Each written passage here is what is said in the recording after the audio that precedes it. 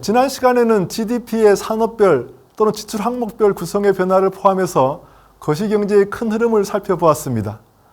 후발국이 생산성을 높이는 데에는 개방체제 하에서 선진 기술을 배우고 해외 저축을 활용하는 것이 중요합니다. 이번 시간에는 그러한 관점에서 무역과 국제 수지의 장기 추이를 살펴보고자 합니다. 조선시대에는 천국에 대한 조공과 그의 부수에서 이루어지는 소규모 교역을 제외하면 대외 무역은 보잘것없었습니다. 1876년 일본이 강요한 강화도 조약으로 개항이 이루어졌고 1882년에는 청국과 통상조약이, 그 후 미국과 영국 등 서구 열강과의 통상조약이 잇따라 맺어졌습니다. 이들 조약에 의해 부산, 원산, 인천 등의 개항장이 설치되고 거기에 외국 상인이 거류지가 들어왔습니다. 관세는 개항 당시 무관세였다가 5% 정도의 낮은 협정 관세가 부과되었습니다. 그림 2-6은 개항 이후 한국의 평균 관세율의 추이를 보여줍니다. 품목에 따라 관세율이 다르고 시기에 따라 달라졌기 때문에 그 평균을 구하기가 쉽지가 않습니다. 여기서는 재정 통계에서 얻은 관세 수입을 무역 통계에서 얻은 전체 수입액으로 나누어 그 평균을 구했습니다. 이것은 대외 개방의 정도를 보여주는 지표로 볼 수 있습니다. 전체의 평균 관세율에 따르면 개항 이후 5%를 조금 넘는 관세율이 부과되었음을 알 수 있는데, 그것은 열강과 맺은 전술한 5% 협정 관세와 근접한 것을 알 수 있습니다. 1910년 일본이 한국 합병을 하면서 제도면에서 한국을 일본 경제에 통합하는 결과를 가져왔습니다. 그 일환으로 관세도 통합되었습니다. 그런데 합병 당시 기존의 관세는 향후 10년간 존속하도록 유예되었습니다. 외국이 조선 정부와 맺은 관세 협정을 일방적으로 폐기하기 어렵다는 외교적인 고려가 있었기 때문입니다. 그 후 한국과 일본 간에는 관세를 없애기로 하고 일본 이외의 외국과의 무역에서는 일본의 관세율을 적용하기로 하였습니다. 다만 식민지 정부의 관세 수입이 격감하는 것을 완화하기 위해서 일부 품목의 관세를 남겨두었지만 그것도 점차 폐지되어 갔습니다. 그림 2-6에 따르면 일본에 적용된 평균 관세율이 1920년대 초에 2% 미만으로 크게 떨어진 다음 그 후 점차 0으로 수렴해 간 것은 그 때문입니다. 이에 대해 일본 이외의 외국에 적용된 평균 관세율은 기존의 수준보다 다소 높아졌습니다. 해방 후에는 독립국가의 수립으로 독자적인 산업정책을 펼 수 있게 되었으며 국내 시장 보호를 위해 관세율을 크게 올렸습니다. 이것은 신생 독립국에 일반적으로 나타난 현상이라고 할 수 있습니다. 이 그림에 따르면 한국의 평균 관세율이 일시적으로 20%에 근접하기도 했지만 그 후 빠르게 하락하였습니다. 즉, 한국의 경우 높은 보호 관세가 오래 지속되지 않고 개방체제로 복귀하였다는 점이 주목됩니다. 다른 개도국들은 국내 시장을 보호하기 위해 높은 관세율을 계속 유지한 경우가 많았지만 그렇다고 해서 자국의 산업이 국제 경쟁력을 갖도록 성장한다는 보장이 없습니다. 반대의 결과로 보호된 국내 시장에 안주하는 허약한 체질의 산업으로 귀결되는 경우가 많았습니다. 그림 2-7은 수출과 수입의 규모를 국내 총소득인 GNI 대비 비율로 제시한 것입니다. 개항기에는 GNI 추계가 없지만 경제 성장률 1% 가정을 넣어서 연장한 것인데 가정을 여러 가지 바꿔도 크게 달라지지는 않습니다. 그에 따르면 개항 이후 무역 의존도가 빠르게 상승하였고 특히 러일 전쟁 이후 수입 의존도가 급증한 것으로 나옵니다. 식민지기에 들어와서도 그 추세가 이어져 수출 또는 수입 의존도가 30%에 달했습니다. 해방 후에는 정치적 격변으로 무역이 붕괴되다시피 한 후 다시 급격히 높아져 40% 전후의 수준으로까지 높아졌습니다. 그림에서 북한의 수치도 제시하였는데 그 무역 의존도는 현재도 식민지 초기 수준을 벗어나지 못했음을 알 수 있습니다. 이러한 개항 이후 대외 거래의 비약적인 성장은 국내 수출 산업의 발전을 보여줄 뿐만 아니라 해외로부터 상품과 함께 선진적인 기술, 제도에 관한 정보도 밀려 들어왔음을 뜻합니다. 이러한 대접촉의 확대는 한국인들의 학습을 자극하고 선진국과의 격차를 줄이는 캐치업의 기회를 제공하였습니다. 한국은 전통 사회로부터 비교적 단기간에 근대 사회로 변모했는데 거기에는 대외 거래가 주도적인 역할을 한 것으로 볼 수 있습니다. 이에 대해 해방 후 북한은 거의 폐쇄적인 경제 체제를 유지해왔고 한국과의 경제적 성과의 차이가 극단적으로 벌어졌는데 그것은 경제 성장에서 개방과 대외 거래의 역할이 얼마나 중요한지를 단적으로 보여주는 사례라고 할 수 있습니다. 한국의 수출 의존도가 이처럼 빠르게 상승한 것은 수출의 주력 품목이 시기에 따라 계속 교체되어 왔고 그 배후에 산업구조의 고도화가 있어 왔음을 반영하고 있습니다. 그림 2-8은 이를 보이기 위해서 수출입 구성비의 추이를 제시하였습니다. 이에 따르면 개항기에는 쌀이나 콩과 같은 농산물과 새가죽 같은 원재료를 수출하고 면직물을 비롯한 공산품을 수입하는 그런 구조였습니다. 식민지에 들어와서도 그 구조는 지속되었지만 기계 등의 수입과 공산품의 수출이 나타나기 시작했습니다. 이것은 1930년대에 본격화된 식민지 공업화를 반영하고 있습니다. 해방 후 무역 구성에 일시적인 후퇴가 나타났지만 1960년대, 70년대에는 직물, 의류 등의 재료별 제품이 그 이후에는 전기기계, 선박, 차량 등의 중화공업 제품이 수출을 주도하였습니다. 수입에서는 자본 형성에 투입되는 기계류와 석유와 원재료 중심의 구조가 지속되어 왔습니다. 이와 관련해서 한국의 비교 우위가 어떻게 바뀌어 왔는지를 살펴보겠습니다. 만약 한국이 어떤 산업의 수출 구성비가 비교 대상이 되는 나라보다 높다면 한국은 그 산업에서 비교 우위에 있다고 할 수 있습니다. 반대로 낮다면 비교 열위에 있게 됩니다. 이를 현시적 비교 우위, 영어로 RCA라고 합니다. 그리고 비교 대상이 되는 나라를 세계 평균으로 본다고 한다면 비교 우위는 보통 다음에 식 2-1과 같이 정의를 합니다. 식 2-1에서 XJA라고 한 것은 A국의 J업종의 수출액이고 분모인 XJ는 A국의 수출액을 그리고 XREFJ라고 되어 있는 것은 비교 기준이 되는 국가군의 J업종의 수출액 그 다음에 분모에 해당하는 XREF는 그들의 수출액을 말합니다. J업종의 두 구성비 비율로 정의되어 있기 때문에 RCA가 1이 넘으면 A국이 J업종은 비교 우위가 있고 1에 미치지 못하면 그렇지 않은 것으로 봅니다. 그런데 RCA1은 0에서 무한대까지 분포하는 것으로 되며 그 분포의 특성에 몇 가지 문제가 존재합니다. 예컨대 이렇게 구한 각 업종의 RCA의 평균이 1이 될 것으로 기대했지만 실제로는 1보다 큰 것이 보통이고 평균을 중심으로 하여 RCA1의 분포가 대칭성을 갖고 있지 않습니다. 이에 대해 식 2-2로 보인 RCA2는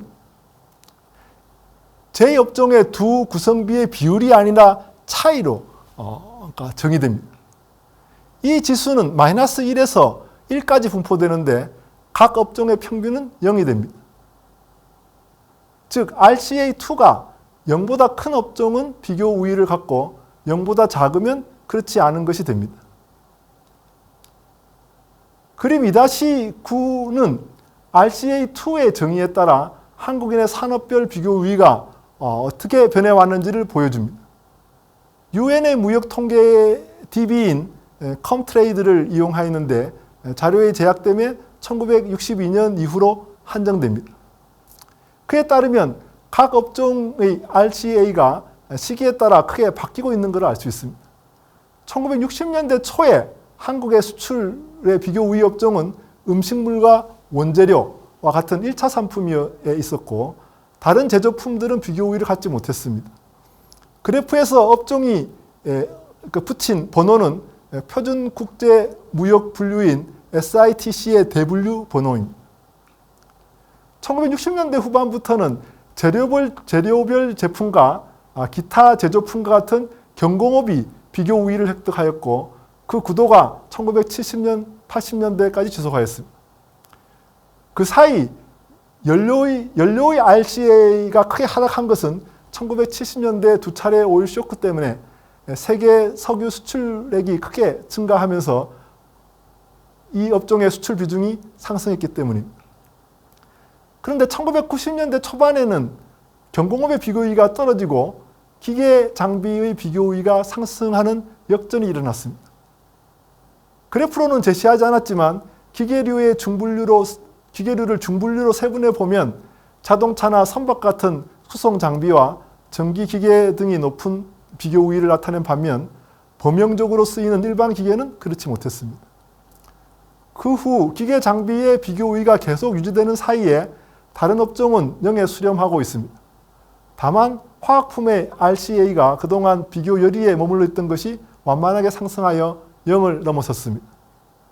요컨대 업종별 RCA 추이를 보면 1962년 이후 수출에서 비교 우위 업종의 교체가 두 차례 관찰됩니다.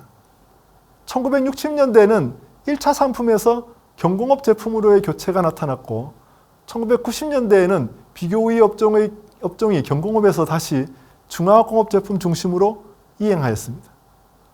첫 번째 교체는 한국이 후발국으로서 노동집약적인 경공업 제품에서 비교 우위를 확보하게 된 것을 보여주는 것이고 두 번째는 경공업에서 다시 중화공업으로 비교 우위가 옮겨간 것을 반영하고 있지만 세계 무역에서 중국이 대두함에 따라 불가피하게 이행한 측면도 있습니다. 즉 중국이 저임금을 기반으로 경공업 제품의 수출을 급속히 늘림에 따라 경공업에서 한국의 경쟁 우위가 급속히 후퇴하면서 수출 구성이 중화공업 중심으로 급속히 재편되었습니다.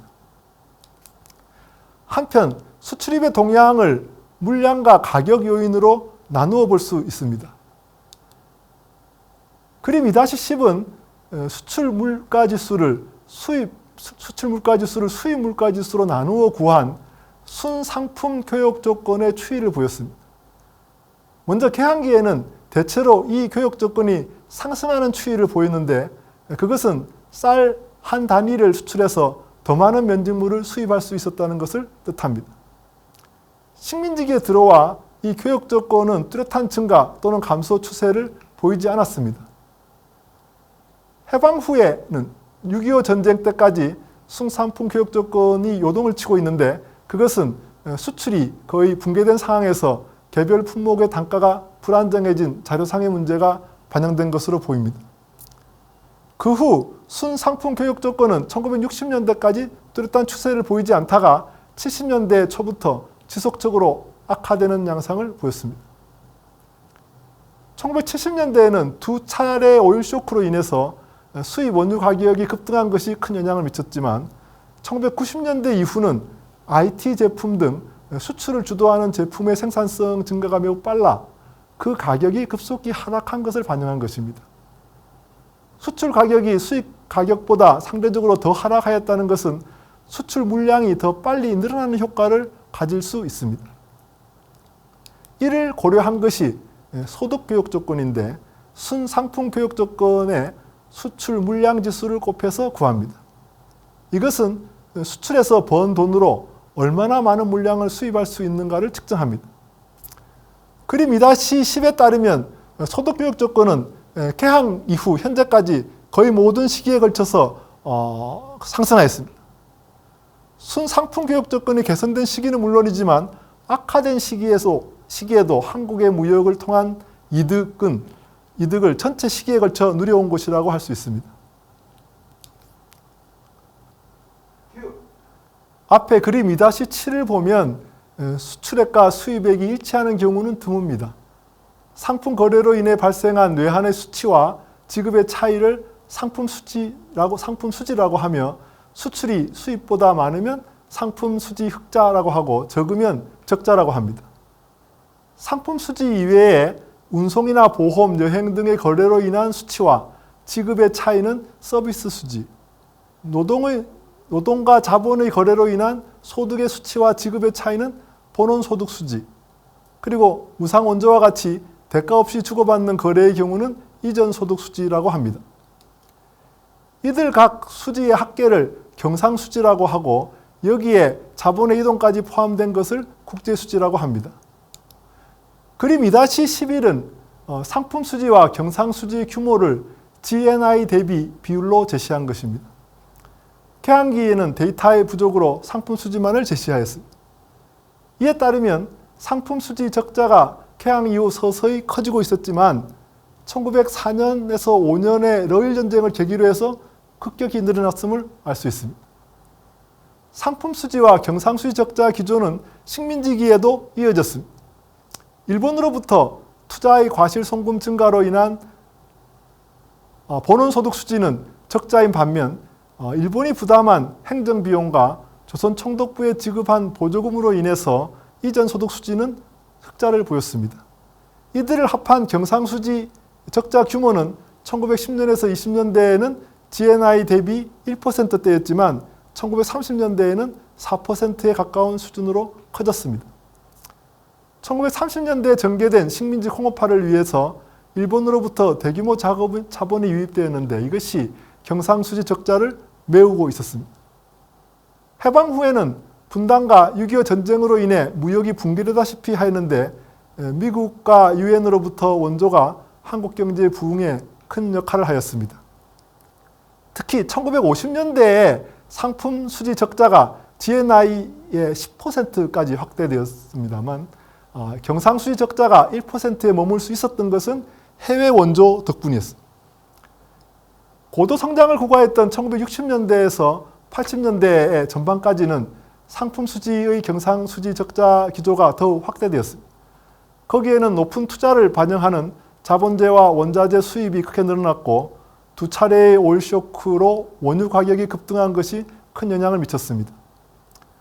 1960년대, 70년대의 경상수지 적자 규모는 GNI의 5%를 넘어섰는데 그만큼 해외로부터 차관이나 직접 투자 등의 형태로 자본 유입이 많았음을 뜻합니다.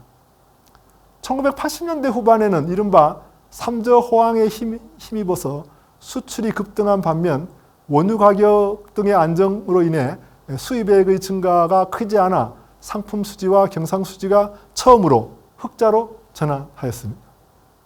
1997년 외환위기 직전에는 다시 경상수지 적자가 나타나기도 했지만 그 이후 흑자 구조가 정착하였습니다.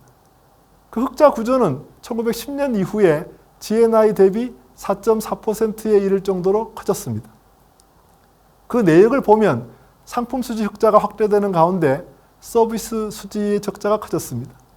서비스 수지에는 건설 수지는 큰 규모의 흑자가 지속되었지만 여행이나 사업 또는 지식재산권의 수지에서는 적자가 크게 늘어났기 때문입니다. 본원소득 수지에서는 투자 소득이 중요한데 그것은 2010년 이후 처음으로 흑자로 전환하였습니다. 경상수지 흑자가 누적되면서 해외 투자와 그로 인한 수익이 그만큼 늘어났기 때문입니다. 이전 소득 수지는 2000년대 이후 흑자에서 적자로 전환하였습니다. 정부의 공적 개발 자금인 ODA 원조가 늘어난 것도 있지만 1년 이상 국내에 거주한 외국인 근로자의 해외 송금이 해외에 거주한 한국인 근로자의 국내 송금보다 더 커졌기 때문입니다.